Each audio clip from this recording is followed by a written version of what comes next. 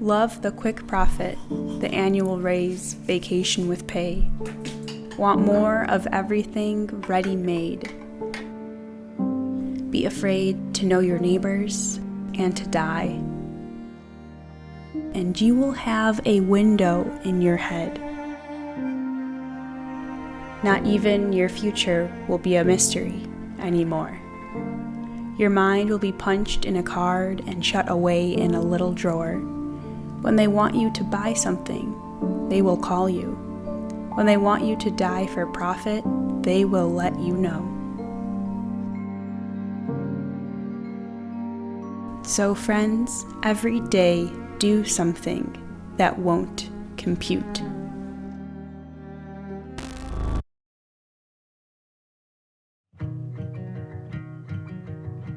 More and more, I'm seeing a new counterculture forming. People are turning back to the land. People are rejecting technology that has gone too far. They're choosing to do things by hand again and learn lost skills. They see clearly that perpetual progress isn't always best for humanity, and that many modern inventions actually do more harm than good. They are choosing love over hate and truth over deception. They seek spirituality. They seek community. Some past counterculture movements were the beatniks, the hippies, and the punks.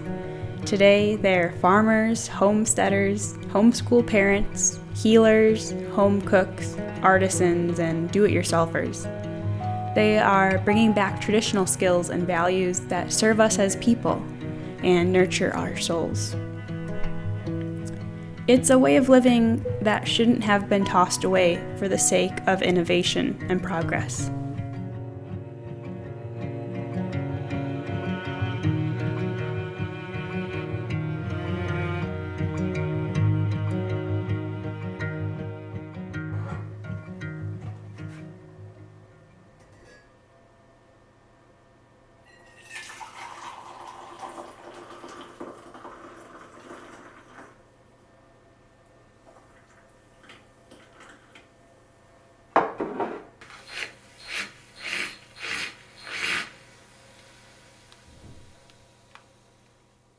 We are 8 weeks out from our last frost here, which means that it's time to start some seeds. So that's super exciting. And because of that, I just set up my grow shelf so I can start the seeds, and at the same time, I just moved. So there is a lot happening in my life, and it's a little overwhelming at times, but it's all good, and I'm really looking forward to the official start of the season, which to me is when the first seed is sown.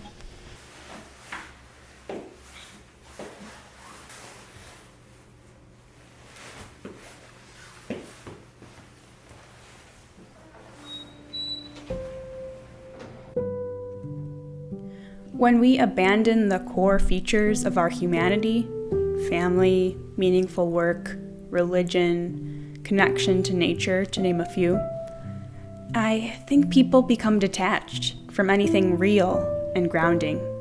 We lose our sense of purpose, and because of that, we become easy to manipulate. We're told what to buy to make us feel better about ourselves, and what to do to feel less anxious. We're told how to think. The new counterculture aims to give people back their humanity. There was a big tornado that came through this preserve, and so they recently kind of took out all the fallen trees, so that's kind of sad. I hope they use them for something, make some nice furniture. Anyway, I wanted to share how I think that you can be a rebel in today's world, and just have a list of things. So one would be to commit to people and commit to a place, to take an active role in your health, grow your own food, of course, learn a skill, meditate, move your body, have values and place them dear to your heart and love. Confront your sufferings head on instead of trying to smother them with fleeting pleasures like food or drugs or buying something new. Turn to nature more than you turn to your phone. Keep part of your life private. Always seek the truth and find a community. I'm still figuring out how to do much of that. In the new counterculture, we turn away from cheap conveniences that are actually costly in the long run.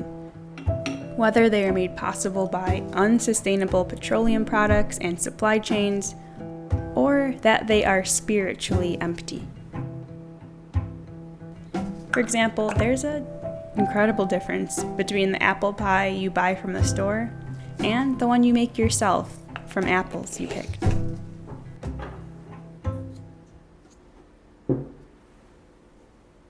I've been meaning to go through basically all the herbs I have on stock for a while now.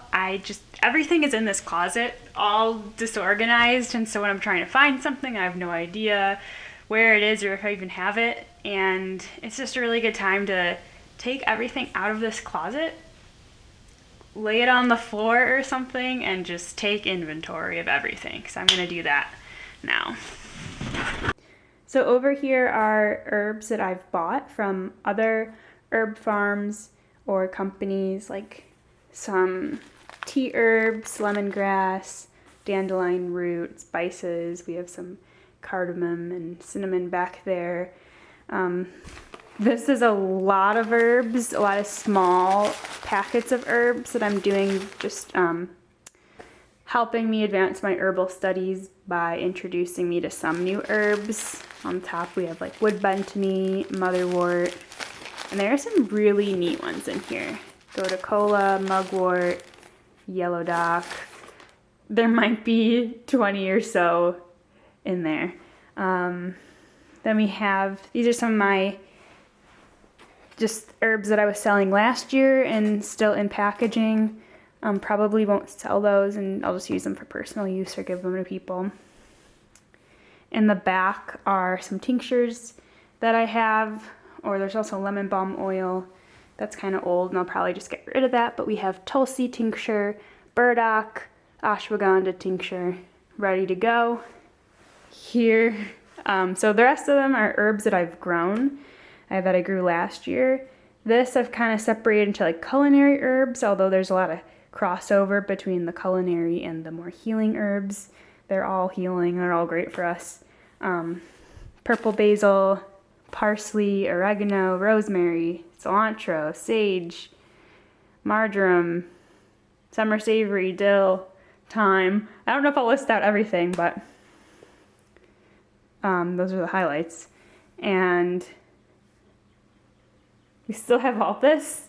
Again, okay, some highlights. We've got plantain, in the back some roots like ashwagandha and burdock, a little bit of calendula there, milky oats, chamomile, feverfew, bee balm, hops, lemon balm. I was so excited to find this really nice bag of lemon balm because I really like it in teas, and I did not think I had any left. And so to find that was really exciting.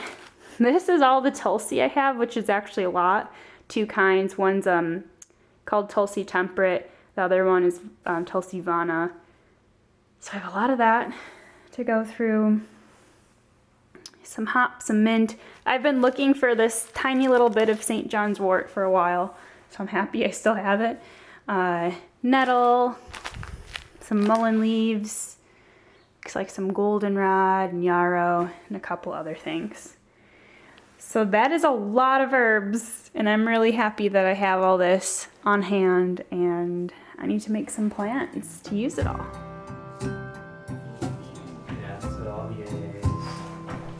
The new counterculture makes commitments. Long-term projects, long-term relationships. Yes, they are difficult. And yes, they are inconvenient at times. but they will bring more meaning into your life and give you more overall satisfaction. That's nice. All right, get on it. With all this talk about the new counterculture, I am not saying that I'm there yet. I still have some ways to go, but I've set my sight for the kind of life I want to lead. And it's important for me to remember that sustainable change isn't going to happen all in one day. It can't. I just have to keep making small steps forward one at a time. And for anyone else who's trying, who's going after a different way of living, who has big goals, just know that we are going to plateau and we are going to slip up sometimes. And that's okay. That's life. These are all the seeds that I pulled out to sow today. And quick tour, these are the seeds that have been cold stratifying: skullcap, agrimony, and wood bentony. And I'm also seeing what the difference is between seeds that I didn't stratify. So I have the skullcap, wood bentony, and agrimony that didn't stratify. I have white sage, marjoram, tulsis, peppermint, stevia, parsley, all the ashwagandha that I saved, and the more ornamental yarrow. And I kind of made a list of everything that needed to be started today, along with what kind of trays they need to go into. And it's actually the first day of spring. So it's so suitable for these being the first seeds that I'm going to sow.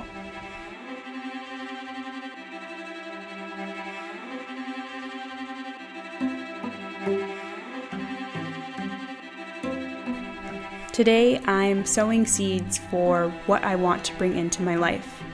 Literal seeds for my herb farm this year, sure, but it symbolizes something greater. Doing things that are difficult and require a lot of work before you see results. Renewing my connection to the place I live by working the land. Growing plants that aid our health. Revitalizing lost knowledge. And contributing to my community by providing local access to these healing herbs. Today, I'm joining those who are sowing seeds for the new counterculture. As soon as the generals and the politicos can predict the motions of your mind, lose it. Leave it as a sign to mark the false trail, the way you didn't go. Be like the fox, who makes more tracks than necessary, some in the wrong direction. Practice resurrection.